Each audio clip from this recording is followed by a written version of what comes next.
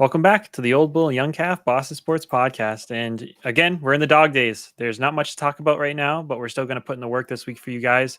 There's some stuff coming out of Patriots camp. Swayman's still not signed, and we got some NBA stuff. And we're going to lead with the NBA stuff. We'll do the kind of off-season talk first for those two sports, the NBA and then Boston Bruins. So, Dad, we'll have you lead us off with this question. Steve Kerr benching Jason Tatum. It's gotten so much legs in the media. I think it happened like 3 games ago at this point, but it's still being talked about. What's your take on that Steve Kerr benching of our All NBA player? Don't downplay the news that has been coming out lately. This is big stuff, right? Listen, it is absolutely gross. It's disgusting what Steve Kerr did. I am so happy he's doing it. I am absolutely ecstatic. I mean, it is so hard to repeat as NBA champions, right? You fight, you claw, you reach the mountaintop. It takes everything you have, and then all of a sudden the next year starts over. Everyone's treating you like the champions, so everyone's giving you their best, hardest game, and then complacency usually steps in. That's why Tom Brady was an absolute lunatic, and that's why he's the greatest of all time. All those championships, all that winning never made him complacent. When it's human nature to just not try as hard the next time after you've already won, after you've won so many. And thank God for Steve Kerr, for, was it Grant Hill from the USA team? Just, this is beautiful. Absolutely. Jaylen Brown getting disgustingly disrespected. Jason Tatum now, disgustingly disrespected. Thank you, guys. Absolutely. Thank you so much. I mean, if this doesn't light a fire under these two to stick it up everyone's you-know-what next year again, I mean, it's going to. Yeah. It's perfect. It's so much better than everyone just throwing their flowers at these two and telling them how amazing they are and they're the best now and you're champions and blah, blah, blah. Nope. Jaylen Brown, you're still a loser in our eyes. Jason Tatum, you're such a loser. You can sit on the bench. This is great stuff for us Celtics fans. Yeah. I'm telling you. And we got, Jeff Unknown. Jeff, enjoy that party, man. If you want to drop your thoughts on this Steve Kerr benching, I know you're a Celtics fan, so this is kind of your wheelhouse here. But by all means, get out of here and go enjoy your party. What's up, man? Hope Boston was good to you. I don't know if you finished that trip or if you're still in the midst of it, but it's good to see you, my guy. Man, Jeff. So, yes. So, I completely agree with everything you said, right? And I think when I think about the Olympics, what I want most is our guys to not get injured and for our guys to get better, right? And it's like, okay, if they're in the Olympics, they can get better. But I think what is even the cherry on top is the fact that, number one, they're not playing. Jaylen Brown is not playing. And now he's going to push himself in this offseason to become even better than he has. And how do you feel about his left hand, Dad, after last year? I mean, do you feel like he was kind of a chip on his shoulder and he got that better left?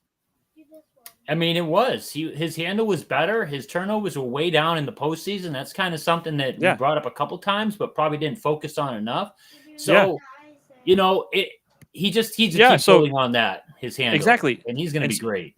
And exactly what you just said, right? Jaylen Brown has done nothing since he got here except improve, right? His shots improved. His three-pointers improved. His left-handed is improved. What are we going to get next year? Is he actually going to hit his free throws? Because I mean, like every year he comes back and he's just a better version of Jaylen Brown. And I don't think there's many guys in the league that do that every offseason. And the fact that, never mind that he does that, he does have these facets of the game where he struggles, but he seems very self-aware. And Kerr and all of NBA and everybody, they said, you can't come in and give us what Derek White can, which is absolutely absurd. Of course he can. And the garbage BS we heard from Grant Hill was so stupid. So Jeff Unknown said, we made it back to Canada. Jasmine and I got engaged while down in Boston Harbor. Oh, congratulations. Oh, congratulations. That is awesome. You know what's funny is when he, I forget, I said Miss Unknown, MS.Unknown, because I didn't know if she was Mrs. Unknown. I didn't know what to say, but now we know she's going to be Mrs. Unknown. So congratulations, Jeff. That's amazing. That's really cool, man. And that's 2 rings that happened this summer in Boston. So we got the Celtics and we got Jeff Unknown. So what a better place than, Boston Harbor. So again, congratulations. Tatum, I mean, one thing I will say about this Olympics, we probably won't talk about this too much, is I really wish his 3-point shot felt a little bit better. I'm not getting a ton of confidence there. Stuff going off the backboard, different things like that. It's been super scary. Any concerns, Dad? Yeah, Tatum's 3-pointer hasn't been right for a while. The last month of the regular season, it wasn't right. It was never right in the playoffs. So really, that's what I want to see him get his shot back on track, find out, what it is that's possibly causing that. And Jaylen Brown, keep working on the handle, keep working on the left. He's so athletic. He can just get anywhere. If he can just get there without turning the ball over, he's just going to improve. Like everything's going to improve with him. And you know what? If he gets to the point where that's locked down, he needs to work on his 3-pointer too, because his was actually around 30, I think just below 35% for the year. I'd like to see that a little better. I'd like to see him and Tatum just under 40%. That'd be ideal. Yep. So I think we'll move on a little bit more basketball, right? There's been some talk about this team and how deep they are, right? The problem of them benching Tatum, right? You benched an all NBA player, and how the rotation top to bottom, all the stars in the NBA really came out for this team.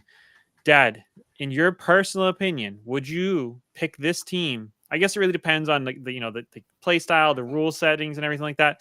Which team do you think is better, the Dream Team 1992 or this team? It's just so hard to compare teams back then to teams now because of the 3-point shooting dynamic. It's just it's a completely different game. It really is. I mean, if you take the 3-point line away, the 92 team destroys this team. But with the 3-point line there, this team is going to beat that team. As unbelievable as it was, as historic as that team was with Jordan, Bird, Magic, Johnson. Bird didn't even play a lot. They just didn't need him. He was older, and he was just there to talk trash and throw some daggers into the other team when they needed it for a few minutes. I mean, that team was just absolutely stacked. So the 3-point line, it just makes it so it's really impossible to tell. But no, not impossible to tell. That's wrong. I think with the 3-point line, this new team beats them. Without the 3-point line, that old team destroys this team. Yeah, and I think some credit out to a Redditor who got this stat. The 1992 Dream Team played 9 NBA players. I mean, their point differential was like 40, 50 points a game. They were playing, plumbers and stuff. The jokes we hear about Bill Russell, they were not playing guys who play basketball for a living. This NBA team has faced 61 or will face 61 over the course of, the group stages and the play-in and all that business. So yeah, I would pick this team because of how talented they are, the way the game's changed in the range and everything like that. So yeah, it's a fun little conversation. Doesn't really mean anything, but completely agree with the old bull here. Any other basketball thoughts that you want to touch on before we move on to our one little hockey anecdote? Yeah, hopefully Drew Holiday misses the rest of the Olympics with that minor injury. And, hopefully Tatum gets benched because, like you said, man, I don't want myself. You don't need the Celtics to win the gold medal. They're going to win the gold medal. I want Team USA to win. I just don't want them to win at the expense of any Celtics getting hurt. So hopefully we get through this whole thing with no more injuries. And, and Tatum has a lot of miles on him for a young guy, going so deep into the playoffs all these years. And I didn't like the idea of him even going to the Olympics to begin with. So, yeah, I mean, Derek White, though, man, is he putting on a show out there? Is he putting on he's like the world's favorite player now who doesn't score a lot of points. Like everyone just shows, basically knows now what we've all known. It's great to see. No, I love it. I'm glad we got him locked up for the amount of years we did, and we're not going to have him hit free agency next year. It's a good feeling. Okay, let's move on. So we have Swayman still not signed. Dad, before I go off of the little information I have to make Bruins fans feel a little bit better, how concerned are you that he's not signed another week, another 2 weeks, really? Still not in panic mode, but I think I said I was at a 3 or 4 last time. I'm probably up to a 5, like semi-concerned. I wouldn't be if they had like 12 million in cap space, right? But the fact that their cap space left is basically what everyone predicts is going to be around what he's going to get paid. So I don't know if the holdup is he just wants more than the cap they have for cap space. And if that's the case, how do you fix that? Because it's not like football where you can cut a guy and you save that cap space. So if all they have is 8.5 million or whatever it is, and Swayman wants 9.5 and he's not budging off it, how does this get fixed? I don't know. Yeah, I think Tim, Tim Hilliard, he's been in the podcast. I think what he said was probably inflating the later years. Maybe this year it's 7.75. Next year it goes up to 9.2, and making it work that way. But the one bit of information we have is that McAvoy was in a similar situation as Swayman, and he didn't get signed until October 15th of 2021. So this front office is not a stranger to taking it's a very long, very sweet time in signing these players. We are an original six team. People love playing for the Boston Bruins. There's a bit there of leeway, I think, with these players. So we're probably taking our sweet time to get it right. I think Swayman definitely will be back, and seeing when McAvoy signed makes me feel a little bit better. So, any other hockey? Go ahead, Dad. Well, Matt, that McAvoy situation, was he an unrestricted free agent at the time? Because I don't know if it was. I mean, did McAvoy not go to training camp that year and just sign right before the season and just start playing? Because I don't think Swayman shows up without a contract. I think McAvoy might have got his extension with a year left still on his contract, where Swayman is an unrestricted free agent, where we have the right to match anyone who does, but he's still technically a free agent. So that's something we might want to find out. So I like it positively. What is it?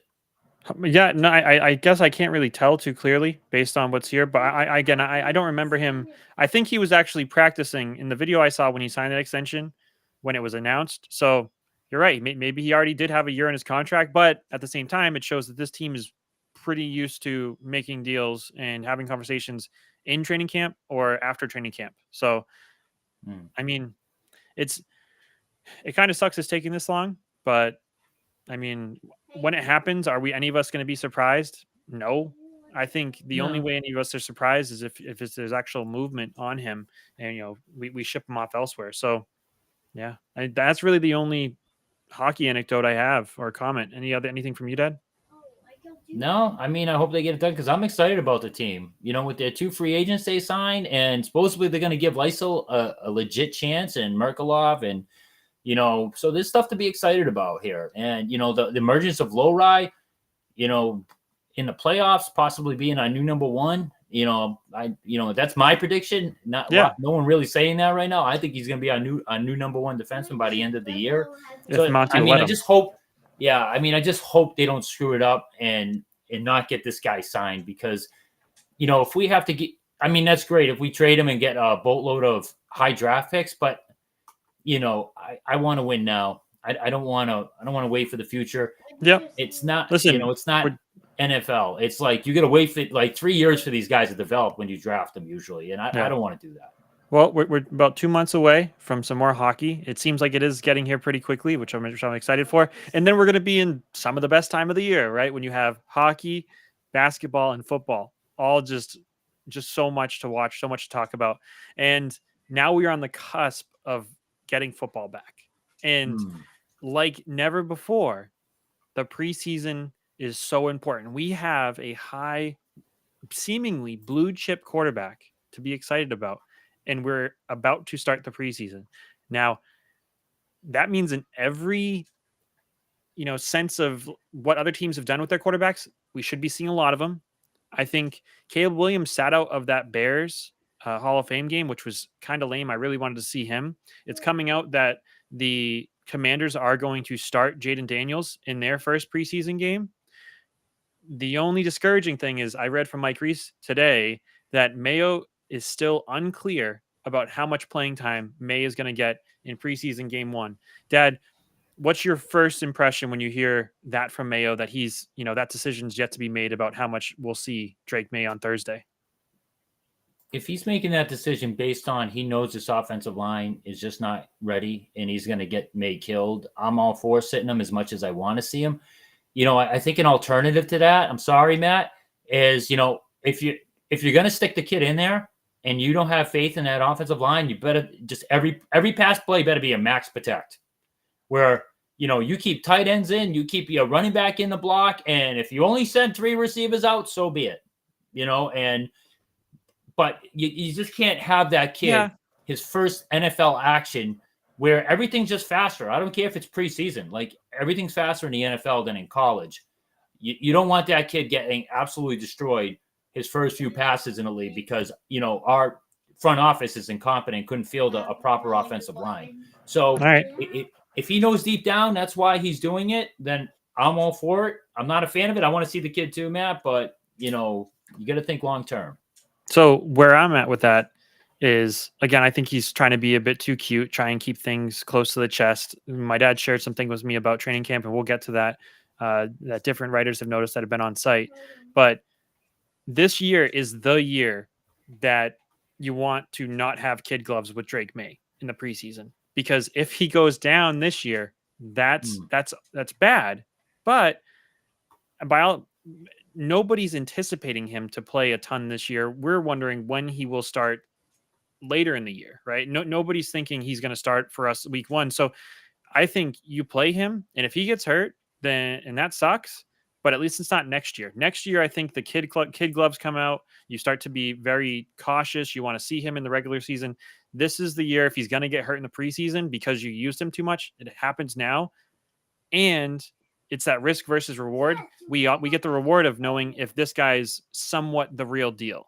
And I am so excited to see him out there with our team. And this hope that we've had, we really haven't had it for quite some time. Mac Jones coming in, I think there was a bit of excitement there, but this is something else. Getting that 3rd overall pick, new coach, new system, new offensive coordinator who I think has something to prove.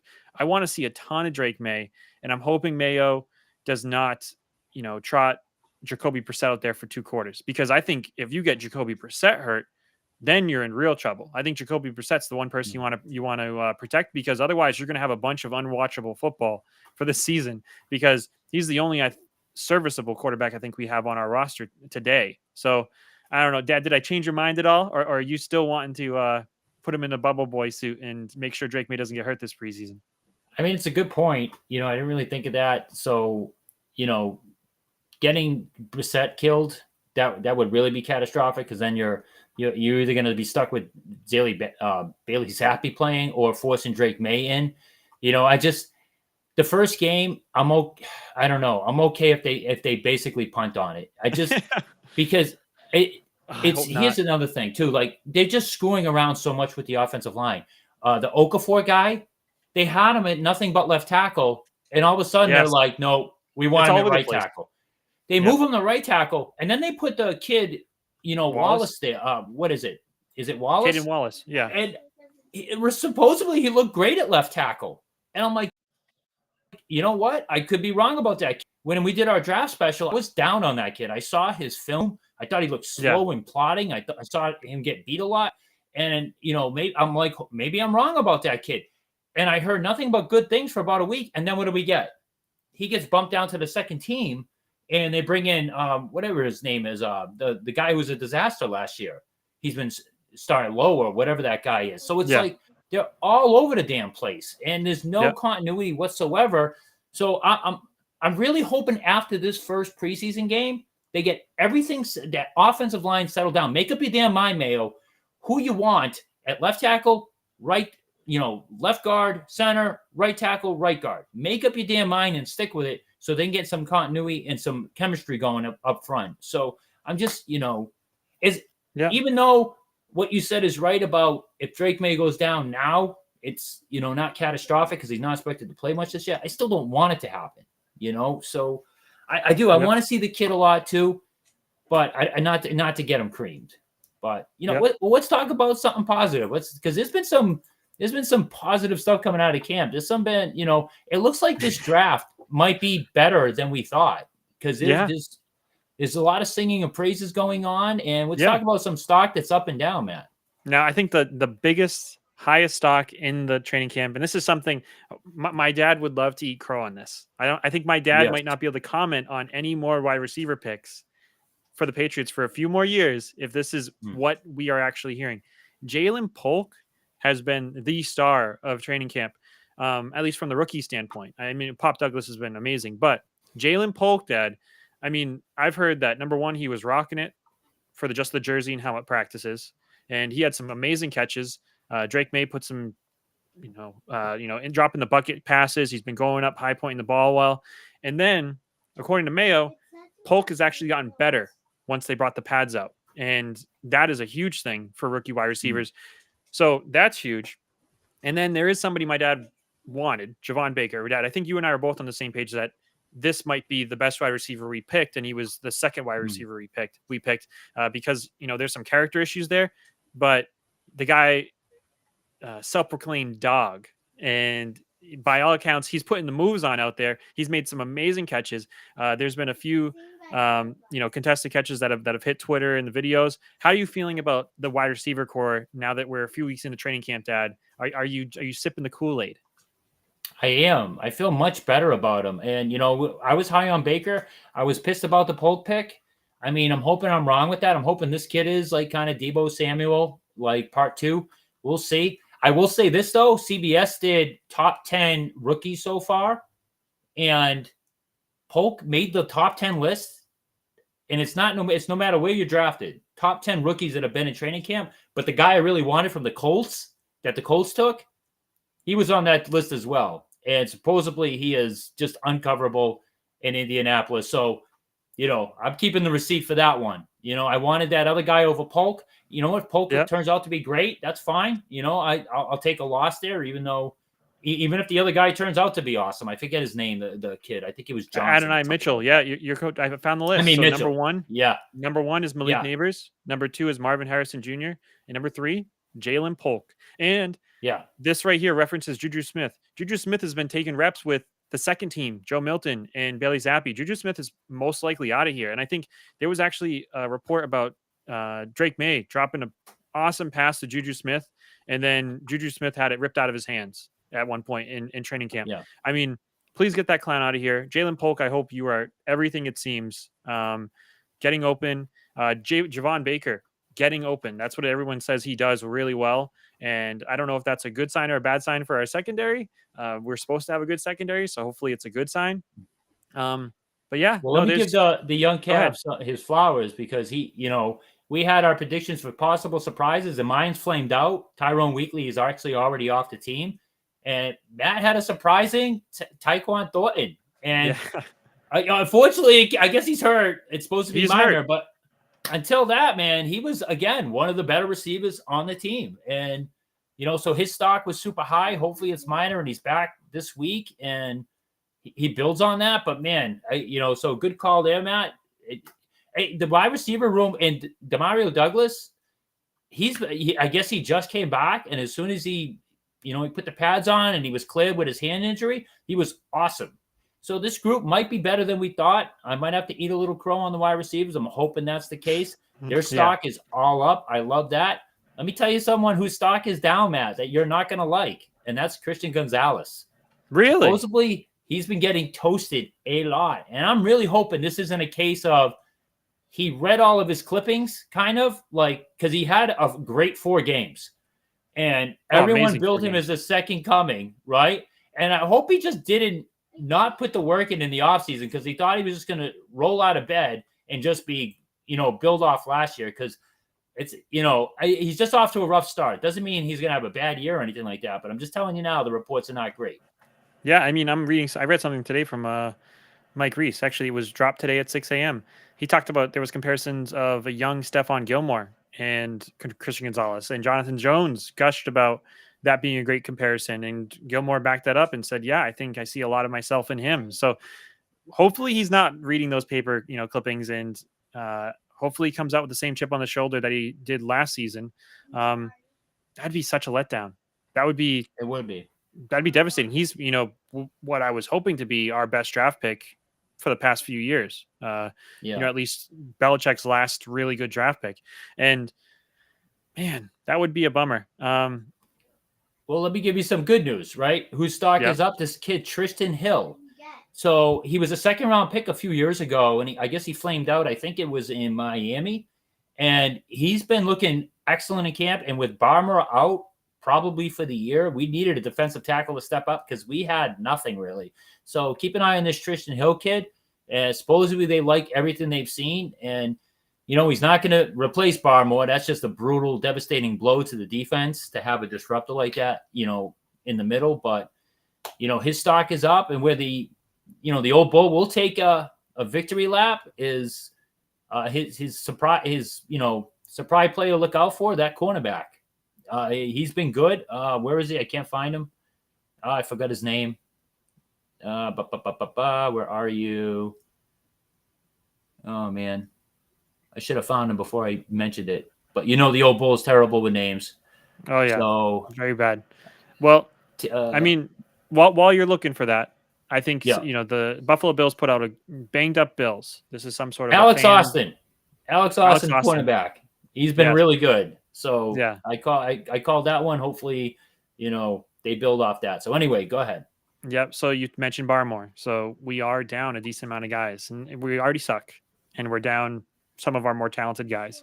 Christian Barmore, he's a wild card. There's a chance we might not see him ever play again, right? Those blood clots, those are dangerous. We don't want that guy to die, right? That's as serious as it gets. It gets really serious. Jake Andrews, he's probably staying on the pup. I don't know for how long. Taki, that guy. I want that guy back. I liked him. I was excited about him. I guess that you would expect that he should be activated. That's coming from Andrew Callahan. So expect that. Kendrick Bourne, same thing. Expect him to be back off the pup.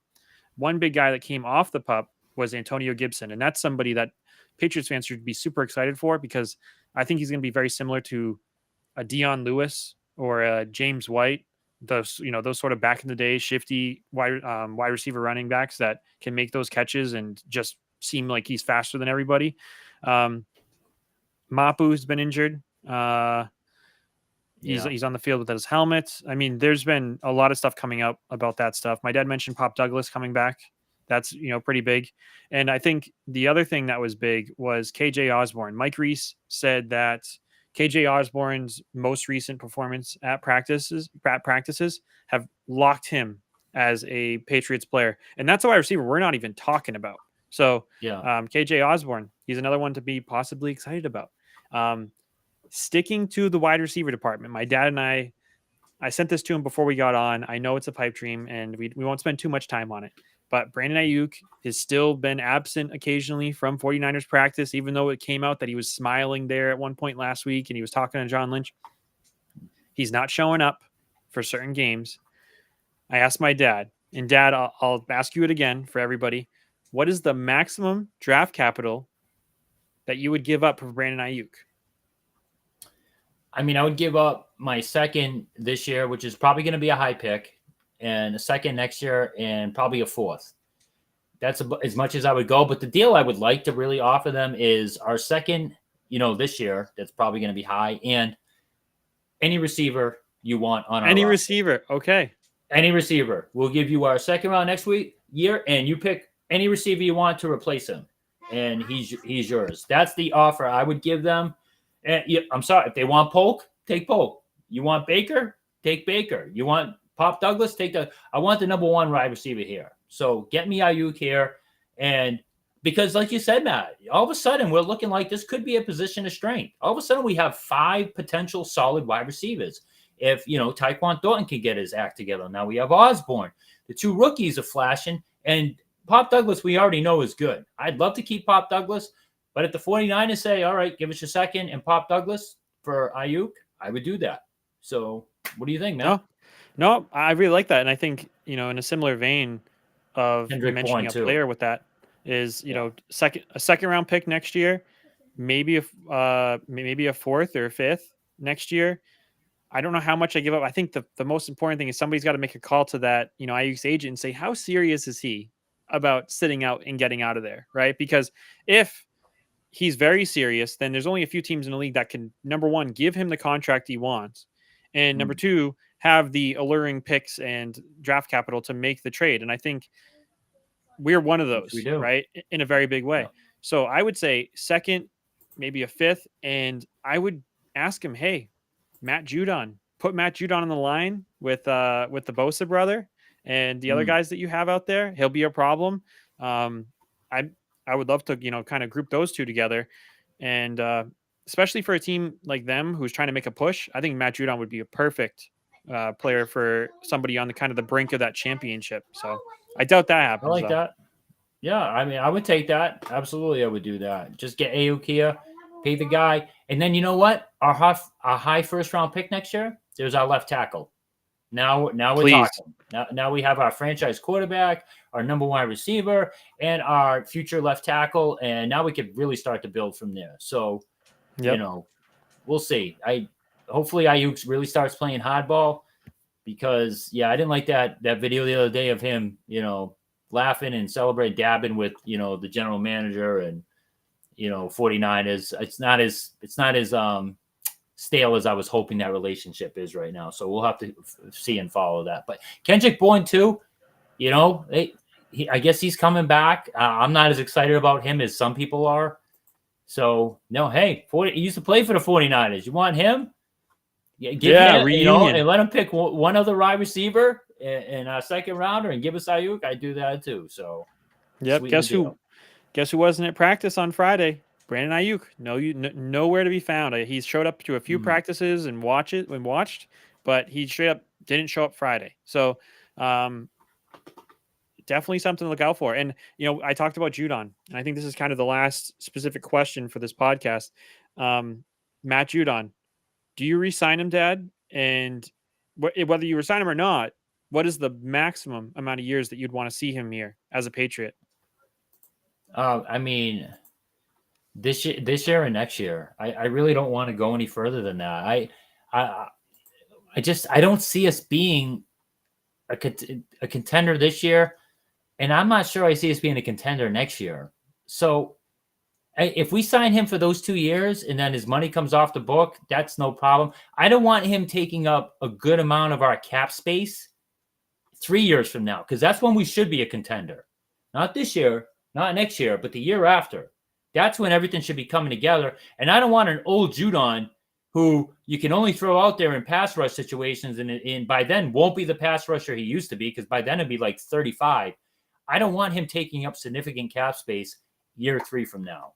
So I'm fine throwing him like probably more money than some people want to the next 2 years.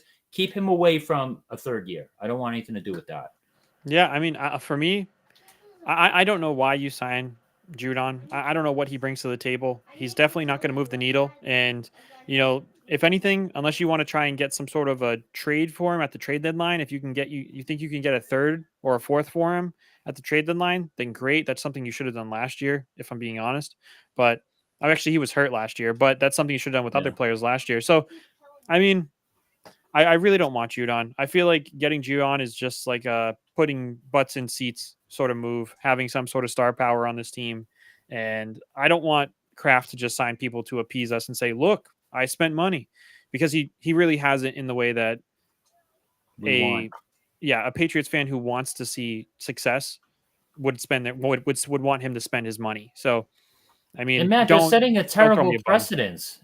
Yeah. They're setting it by giving everybody who cries a contract. They did it with Gottschall. Like, what are we doing here? Gottschall, Peppers. Everyone who cries gets a contract now. I mean, so you can't. What are you doing? Next thing you know, we're gonna have just average Joes like, yeah, you know what? I want to get paid too, and they're gonna be sitting out. You got to stop. At some point, you have to draw the line somewhere, and let it be with Judon. I guess I just Gottschall. They probably had to cave because of what happened to Barmore. Unfortunately, I'm not crazy about that contract for a run stuffer in today's NFL, where those guys are dinosaurs. They're just not as valuable as they used to be. We should not be dropping over $10 million for a defensive tackle who's not a pass rusher. That's what it's all about. Barmore's worth it. Gottschall, not. Nope, not at all. So, I mean, I titled this the Patriots preseason waiting room. That's all we're waiting for. There's going to be so much more to talk about. It's going to be super interesting to see who's playing in that third, fourth quarter. Is Juju Smith. And this is something, as fans, if you're watching this and you're tuned into the preseason more this year because of Drake May. My dad's always told me you got to watch out for those players, those big names that you see out there in the fourth quarter. That's usually a very bad sign. If you see a guy out there in the fourth quarter, that's a good chance that they're not going to be on this, 53 man roster or whatever the number is now. So it's gonna be super interesting. Any names that you anticipate to be out there in the fourth quarter that people wouldn't expect, or maybe not even expect, but bigger names?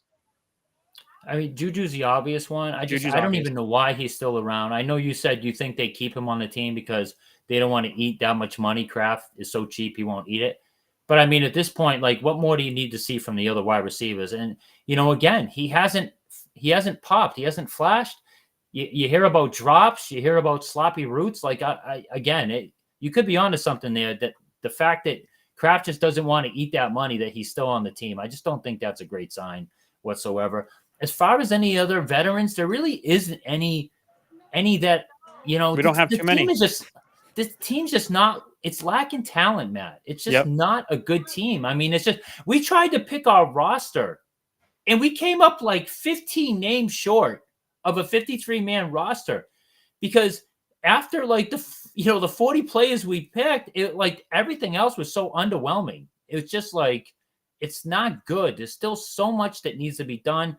I don't know, Cole Strange. I mean, I guess they got to wait for him to come back. And again, that just feels like an absolute disastrous first-round pick. I was going to say that might be one of the worst first-round picks we've ever had. I mean, in the Belichick era. We cried about it from day one, and we were right. I mean, we had every right to. Sean McVay laughed at us on the podium on draft night. That was so embarrassing.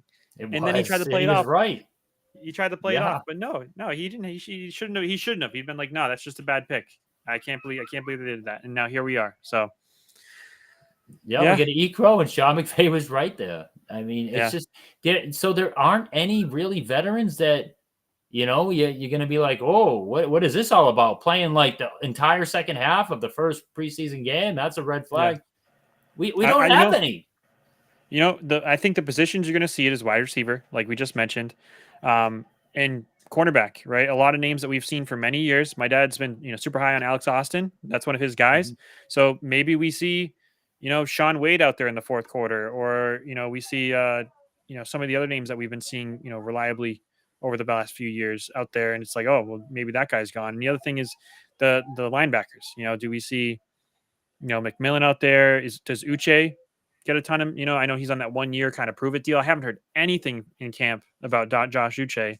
So, I mean, we'll see there. I don't know how much dead money or not dead money we'd have letting him go. So plenty to watch for in that game. Go ahead. Let me give you a name to look out for. I call him the X-Man. His last name begins with an X, Ximenez or something like that. O'Shane Ximenez, number 93. Supposedly he's been, I've been reading about him showing some promise for pass rushing. And, I'm all about the pass rush in the NFL. It's all about covering receivers and getting the pass rush. So keep an eye on that kid. Keon White, I'm not hearing as much good things as I was hoping. I heard he's been okay. I was hoping to hear about him being dominant this year. Like, that was a big thing I was wanting to see, was him and Barmore. And, I guess Uche and, Judon, if they did bring him back, I thought that could have been a dominant offensive line. So hopefully Keon White, starts popping a little more, but keep an eye on that X-Cat. It's Ximenez or something like that. So it's just another name to watch out for.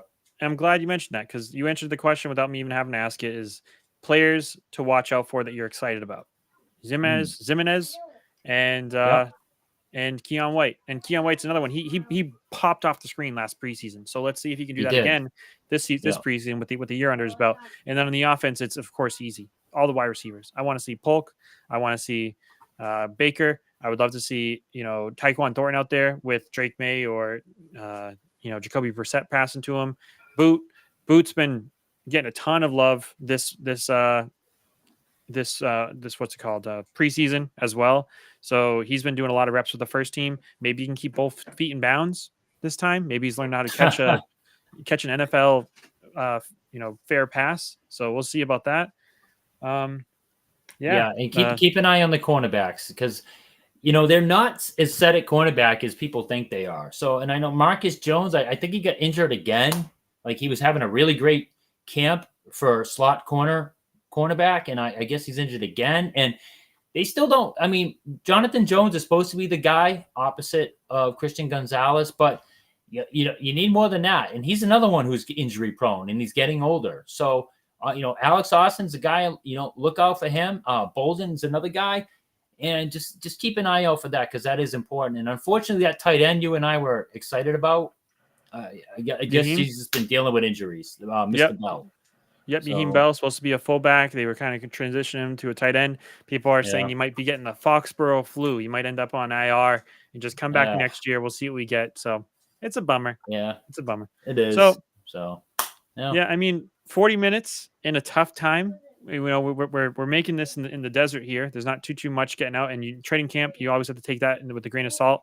Any other comments to add on Boston sports here before we close it up? No, I think we're good. We'll let you guys know. We might do a pregame and a postgame for the Patriots preseason game. Is it this Thursday, Matt? It's this Thursday. All right. Thank goodness it's not Friday, because the old bull needs to go on Friday night. It's Thursday, 7 p.m. Right? 7 p.m. Thursday. Oh, so early. Is it 7? 7 p.m. All right. Well, I'll be ready to roll if you are. So we'll let you know. You might have to pregame. You might have to just live stream it for everybody. We'll watch it with the fans. We'll see if we can do that without getting banned. But yeah. Freaking Facebook. Absolutely. So all right, people. But yeah. Bye, everybody. Hope everybody has a good rest of their night. Thanks for tuning in. Make sure you subscribe. Subscribe.